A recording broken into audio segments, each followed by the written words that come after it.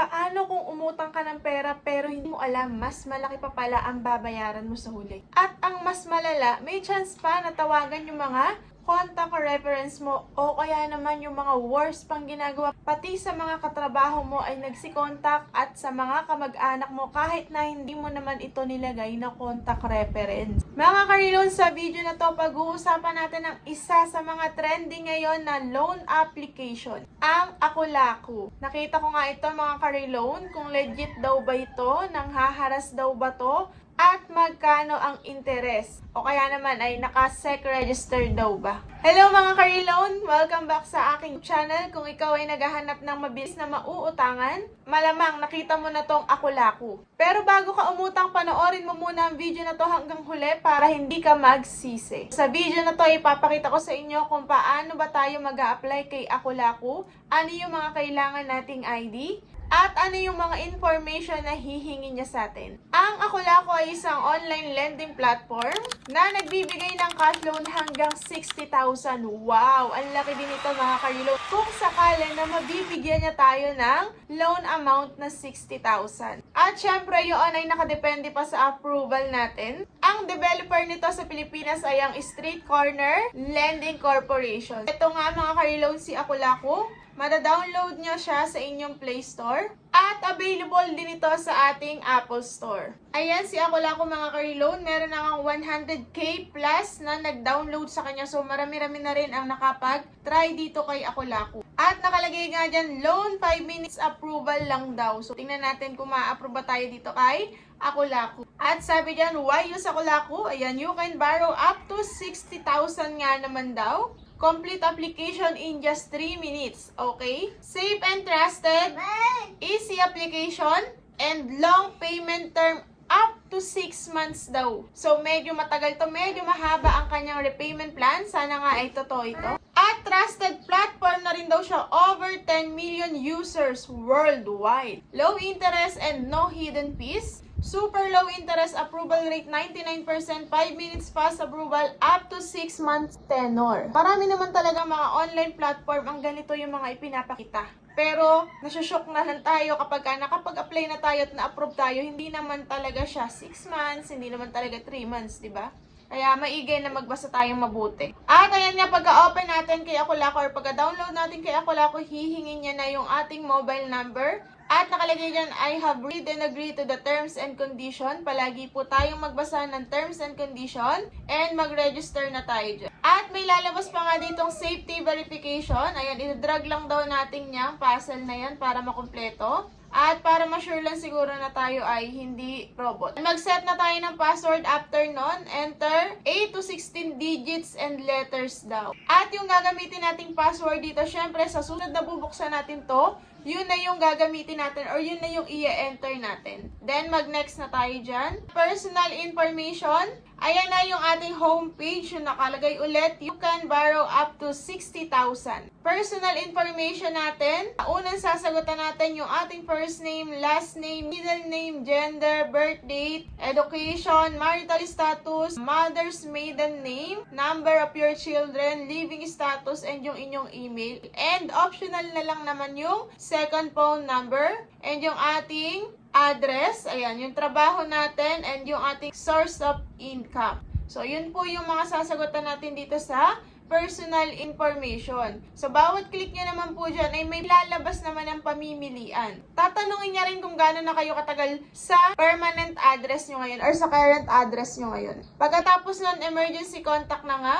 At hihingan niya nga tayo ng 2 emergency contact. At tatanungin din niya kung kaano-ano ba natin yung itong nasa emergency contact. Syempre, itong emergency contact na to, contact reference yan. Yung mga posible na tatawagan nila kapag hindi na tayo matawagan. Kung itong si Aku-Laku ay tumatawag sa contact reference. Pero nakalagay naman dito kay Aku-Laku ay, Aku-Laku gives you bank level security and anonym of your personal info data. So, sana nga-save tayo dito kay Aku-Laku. And yung pangatlo na sasagutan natin ay yung ating ID information. Ayan, certificate type. Ito yung mga ID na pwede natin gamitin sa kanya. SSS, UMID, driver license, passport, PRC, postal ID, national ID, and TIN card. Any one of this lang, kung meron ka niyan, go na yan. At gamitin natin ulit yung ating national ID. Syempre, kapag malinaw yung picture natin dyan, kusa na ulit magkakaroon ng information to. Then, ayan, double check pa tayo ni Akulaku to ensure the safety of your device and prevent hacking cases. We need to have full access to your mobile app and mobile number. So, kailangan natin mag-confirm dito kasi hindi naman tayo magpo-proceed kapag hindi natin to kinonfirm. And after ngayon, ayan na yung ating face verification. Ayan na, naka-under verification na nga tayo. Sobrang bilis lang mag-apply dito kay Akulaku. And ayan, naka-back to home na tayo. Your credit limit application is under verification pa daw. Nakalagay pa dito, on average, the verification result will be notified within 1 hour daw.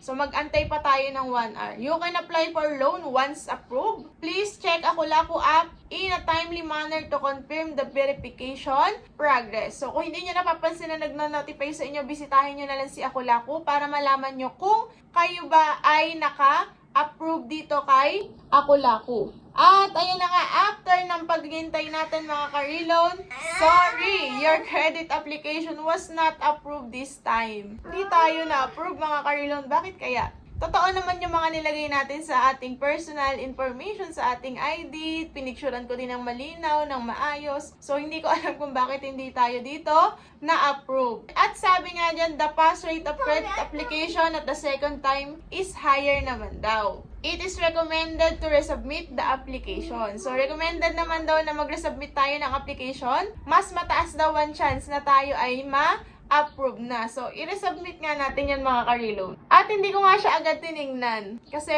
umaasa ako na baka bigyan niya tayo ng loan amount or i-approve niya tayo. And yun nga lang, unfortunately, niya tayo talaga in-approve mga ka-reloan. Ayan, sorry, your credit application was not approved. This time pa rin ang nakalagay. Nakakalungkot naman, hindi tayo na-approve kung kailan tinototoo natin yung mga bagay-bagay na pinaglalagay natin dyan. Kapag kasi red flag yung pinag-a-applyan natin mga ka-reloan, hindi ko talaga masyadong siniseryoso. Pero nakikita nyo naman na approve tayo. So, ito medyo maayos yon. At dahil nga hindi tayo na-approve, syempre hindi naman niya tayo binigyan ng loan amount. Hindi natin masusubukan yung kanyang loan term talaga. Kaya, nag-search na lang din ako na pwede nating mapagkunan ng information tungkol dito. So, mga ka-reloan, yes, legit talaga siya. Kasi may totoong company na nagpapautang talaga. Ito yung ating sample computation lang mga ka-reloan. Up to 30% per year daw. Approx lang yun. Hindi pa ito sigurado. Kung halimbawa nag-loan ka ng 10,000 and ang loan term niya is 6 months. Tama? Ang interest nito ay nasa around 1,479. Kaya kung totoo ito, talagang sobrang liit lang and legit, di ba? At ang daily interest lang dito kay 10,000 ay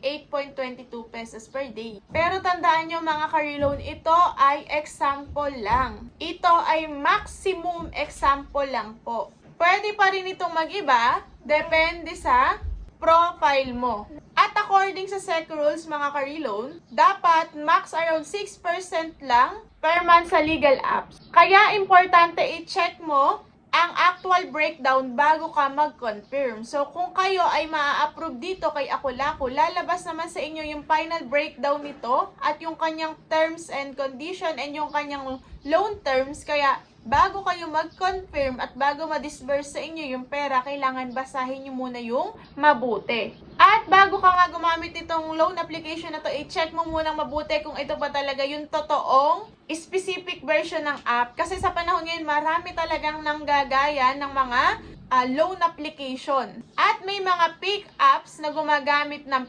pangalan o hindi tugma ang company info. Kaya ang pinaka-importanting rules din natin o rule natin, kapag hindi mo makita sa SEC list, red flag yan. Huwag mo nang ituloy. Kasi yung iba nga SEC, registered na nangaharas pa eh. Ano pa yung mga hindi naka-registered na yan, di ba? At ito na nga mga ka-reloan, yung pinaka-interesting part, nangaharas daw ba to? May mga report online or may mga nagsasabi na tumatawag daw kahit wala naman silang utang. So, bakit kaya?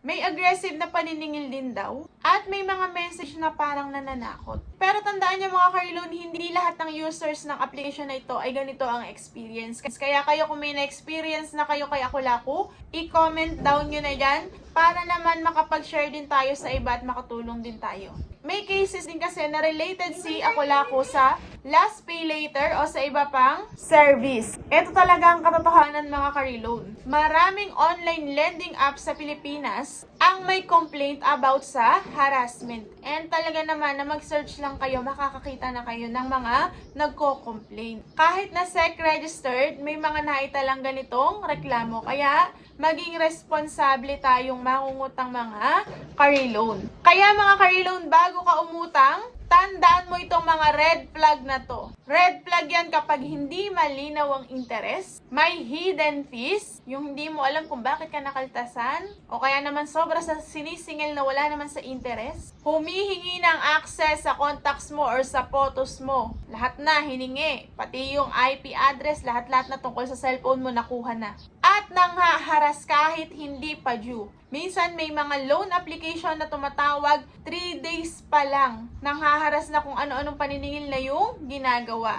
Kapag nakita mo yung mga red flag na yan mga ka-reload, mag-isip-isip ka muna bago mo ituloy ang binabalak mo. Kasi sigurado sakit sa ulo yan. Kaya mga ka-reload, kung gagamitin mo kung si Akulako, mas okay na bayaran mo on time kapag ka nakahiram ka sa kanya. Huwag kang mag-overborrow. At basahin mo lahat ng terms. Yan nga sinasabi ko sa inyo, ka-reload, kahit na gaano kahaba yan, basahin mo pa rin at intindihin mo mabuti. At kung gusto mo talaga na safe ka, pili ka ng well-known at SEC-registered talaga. Marami naman dyan, ka-reload. Yun lang mga ka-reload. Kung nakatulong sa inyo ang video na to, mag-like na kayo dyan, mag-subscribe na rin. At mag-comment ka na rin kung ano yung gusto sa mong loan app na i-review natin sa susunod. At mag-share na rin kayo ng experience nyo kung nagamit nyo na ba itong si Akulako, good man yan or bad, para makatulong din tayo sa ibang viewers. Mga ka-reload, lagi niyong tandaan, ingat sa utang dahil hindi lahat ng mabilis ay safe. At lagi kong dasal, sana makaahon na tayong lahat sa pagkakautang natin